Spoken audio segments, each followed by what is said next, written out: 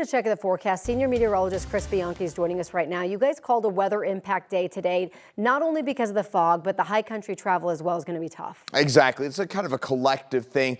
And just to be clear about it, I really am not too worried about the snow that we're going to see here in the metro area. It is a who cares. It's a Hallmark movie kind of snow later on today. It's a whatever snow here in the metro area. The reason we have a weather impact alert, it is the fog, which is leading to disruptions out at the airport. And we've had visibility as low as a quarter mile out at the airport. And over the Palmer Divide, Monument Hill, we've had visibility down about a 1/10 of a mile for us. Right now, there it is, Castle Rock, 1/10 of a mile visibility. That's a big problem out there when you're going over Monument Hill.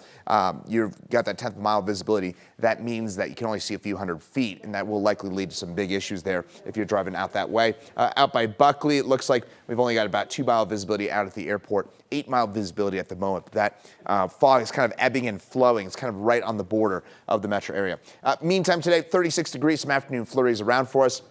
We're mostly looking at that snow in the mountains, but that snow will pick up as we get later on through the day in our southern mountains. I'll have details on that and a look at our metro area snow coming up for you in just a couple of minutes. But in the mountains, that is where we're getting our real deal snow. And Matt Renew joins us from there now. Matt, behind you looks like traffic moving fairly smoothly. Saw a report of 4 inches of snow overnight there at Loveland Ski Area. What are you seeing up there in the mountains?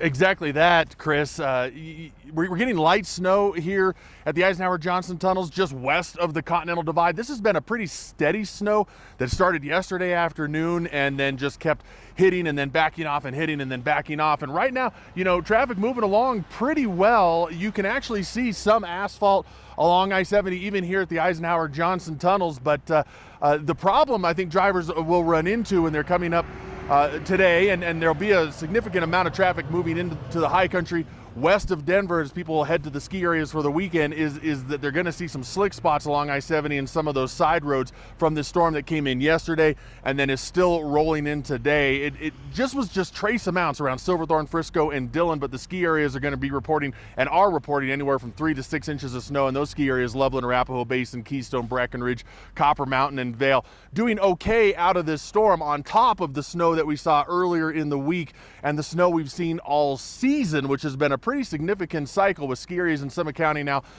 well over 20 feet. Copper Mountain getting close to the 23 feet mark for the season, and then they're going to add a few more inches on with this snowstorm that's just rolled in today. What we see in March and April is that we've got warmer temperatures. It's about 16 degrees even here at the Continental Divide, and so you've got snow that falls and then melts and then falls and then melts, and so that's where you're going to see those slick spots along I-70 and certainly on those side roads. Coming up to the tunnels today, with tandem plow trucks from CDOT were running, not so much pushing the snow as they were trying to melt that snow, and so traffic moving along pretty well. Brianna, we've got light snow, but really it's fog that's going to cause some impacts along the Front Range and Denver metro area that you're seeing. Yeah, that's exactly right. And you mentioned those slick road conditions on the side of the roads. I'm actually giving you a live look right near Loveland Pass and I-70 for those heading east and westbound lanes. Like Matt mentioned, traffic is very light out there, but of course a lot of folks are going to want that fresh powder, so they're going to be heading out the door bright and early. So I'm sure we're going to start to see westbound delays in the next hour or so. We're also tracking a crash for those heading out the door. This is here in the Denver metro area. This is I-25 and Bellevue. So come take a look at your screen, especially if you usually take Bellevue Avenue for that morning drive. So there's 2 lanes that are partially blocked on the westbound side, but where this crash happened actually is on the eastbound lanes. So right now we know that 2 cars are involved in this crash. It looks like this tree is blocking it, but it's 2 vehicles that are involved. We know we have crews there on scene. I do want to switch things over to our main maps, kind of show you where this crash is happening. So again, this is right along Bellevue Avenue underneath the I-25 bridge. Expect westbound and eastbound delays this morning. For those taking the I-225 corridor this morning from I-70 heading into I-25, a very different story. Right now, you're only looking at a 10-minute drive. Brianna, thank you. New this morning, the federal trial for the former co-owner accused of improperly storing nearly 200 bodies at a funeral home in Penrose will start next month. Court documents confirm Carrie Halford, who is on the left there on your screen, will head to court on April 14th. Carrie withdrew her federal guilty plea on Tuesday. She and her husband John are facing state and federal charges for hoarding nearly 200 bodies at the Penrose funeral home stemming back to 2019. John decided to keep his guilty plea. He is supposed to to get sentenced in federal court later this month. This morning, a former social worker already serving time for filing a bogus child abuse claim will be back in court. Now she's being sentenced to additional charges related to her faking cancer to delay her initial case. 9 News reporter Courtney Yoon joins us live from Arapahoe County Court this morning. Courtney, we know that she was first arrested back in 2022. There's a lot to this story.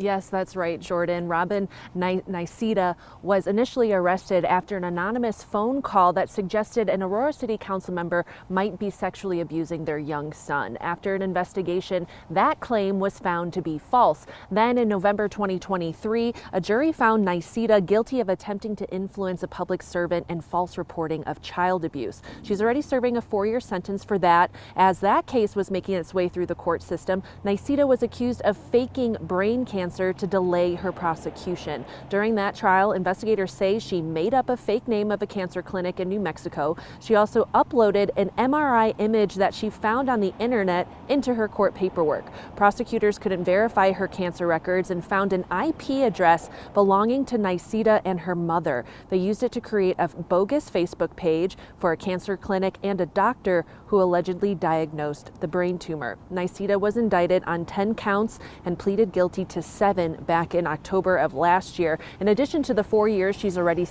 facing, she could face up, that she's already serving those 4 years. She could face up to 12 more years in prison. We'll find that out at her sentencing coming up at 9 o'clock this morning. Live at Arapahoe County Court, Courtney Yoon, 9 News.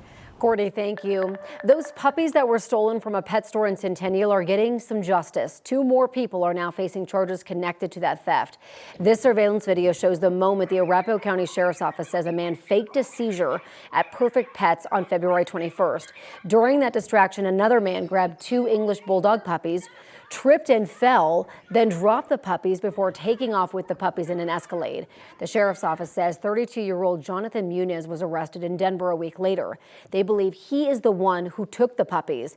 They also say 34-year-old Porfiria Tacarante turned herself into jail yesterday after they issued an arrest warrant. Deputies say she was the getaway driver. One of the puppies has been found. As of this morning, the other one is still missing.